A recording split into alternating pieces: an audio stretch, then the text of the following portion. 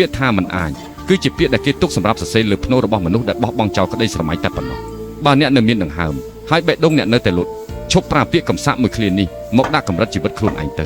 ពិភពលោកនេះវាមិនដែលសួរអ្នកថាតើអ្នកចង់ខ្លាចជាអ្វីនោះទេប៉ុន្តែវាព្យាយាមប្រាប់អ្នកថាអ្នកអាចធ្វើបានត្រឹមនេះវាព្យាយាមយកច្បាប់ដែលមើលមិនឃើញមកចងជើងអ្នកទុកក្នុងតំបន់សុខស្រួលរួចចាក់សោចោលដោយពាក្យថាពិបាកណាស់មិនរួចទេឬចាំសិនចុះ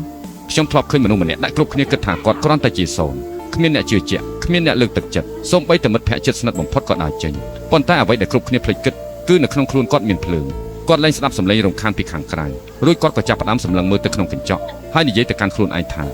បើគ្មានផ្លូវដើរខ្ញុំនឹងកាប់ឆ្ការបង្កើតផ្លូវដោយខ្លួនឯងគាត់មិនមែនជាមនុស្សមានសំណាងប៉ុន្តែគាត់គឺជាមនុស្សដែលមានវិន័យគាត់មិនមែនជាមនុស្សដែលមិនចេះហត់ប៉ុន្តែគាត់គឺជាមនុស្សដែលមិនចេះឈប់ដឹងទេលទ្ធផលដែលអស្ចារ្យបំផុតវាមិនដែលដេកចាំអ្នកនៅផ្លូវដែលស្រួលដើរនោះទេវាដេកចាំអ្នកនៅពីក្រោយឧបសគ្គដែលអ្នកគិតថាទៅមិនរួចនឹងឯងរាល់ពេលដែលអ្នកចង់បោះបង់សូមសួរខ្លួនឯងថាតើអ្នកចង់ខ្លាចជាជនរងគ្រោះនៃវាសនាឬចង់ខ្លាចជាអ្នកសរសេរវាសនាដោយដៃខ្លួនឯងការពិតនៃជីវិតគឺសាមញ្ញបំផុតគ្មានអ្វីដែលធ្វើមិនបានហើយក៏គ្មានកន្លែងណាដែលទៅមិនរួចដែរបើអ្នកហ៊ានដោះលែងខ្លួនឯងចេញពីពាក្យថាមិនអាច